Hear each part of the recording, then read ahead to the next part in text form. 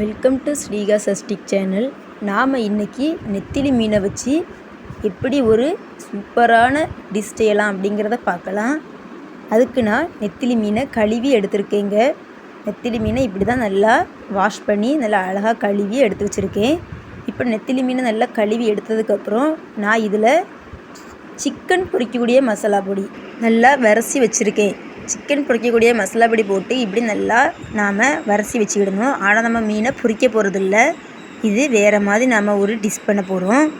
இப்போ இதை நல்லா நான் வரைச்சி வச்சதுக்கப்புறம் நமக்கு எந்த அளவுக்கு பல்லாரி வேணுமோ அந்தளவுக்கு கட் பண்ணி வச்சுக்கலாம். நான் ஒரு 4 பல்லாரி எடுத்து அதை பொடிசாக கட் பண்ணி வச்சுருக்கேன். உங்களுக்கு தேவைப்படுறவங்க, அதாவது குவான்டிட்டி நிறையா தேவை அப்படிங்கிறவங்க எக்ஸ்ட்ராவும் 2 பல்லாரி எடுத்து கட் பண்ணிவிடலாம்.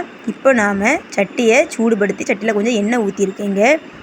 எண்ணெய் சூடானதும் அதில் கொஞ்சம் கடுகு போட்டு கடுகு நல்லா புரிஞ்சதும் நாம் கட் பண்ணி வச்சுருக்க வெங்காயத்தை போட்டுடலாம். வெங்காயத்தை நான் இப்படி தாங்க பொடிசாக கட் பண்ணி வச்சுருக்கேன். இந்த வெங்காயத்தை நான் இப்போ உள்ளே போட்டுறேன். உள்ளே போட்டு வெங்காயத்தையும் நல்லா வதக்குறேன். வெங்காயம் நல்லா வதங்கணும். வெங்காயம் நல்லா வதங்கட்டு வீடியோ பார்க்குறவங்க ஸ்கிப் பண்ணாமல் வீடியோவை பாருங்கங்க. அப்போ தான் எப்படி டிஷ் பண்ணலாம் அப்படிங்கிறது கிளியராக தெரியும்.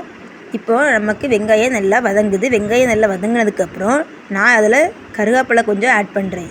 கருவேப்பிலை போட்டு கருவேப்பிலையை நல்லா வதக்குவேன். இந்த வெங்காயத்தில் நாம் ஒரு பிஞ்சு உப்பு போட்டு நல்லா வதக்கணும். வெங்காயத்தில் உப்பு பிடிக்கணுங்கிறதுக்காண்டி இப்போ நாம் மசாலா தடவி வச்சுருக்க அந்த நெத்திலி மீனை உள்ளே போடுறேன். உள்ளே போட்டு அதையே நல்லா பரட்டுறேங்க. அதுவும் இப்படி நல்லா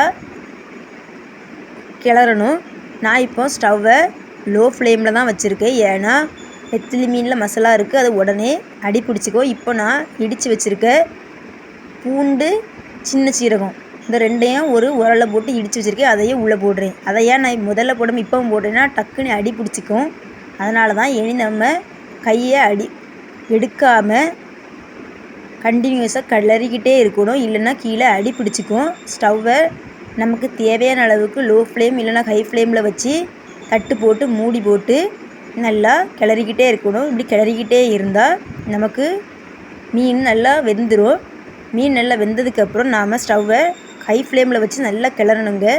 அப்படி கிளறுனாக்கி நல்லா வெந்து அழகாக இருக்கும். இப்போ நம்மளுக்கு நெத்திலி மீன் ரெடி. பாய்.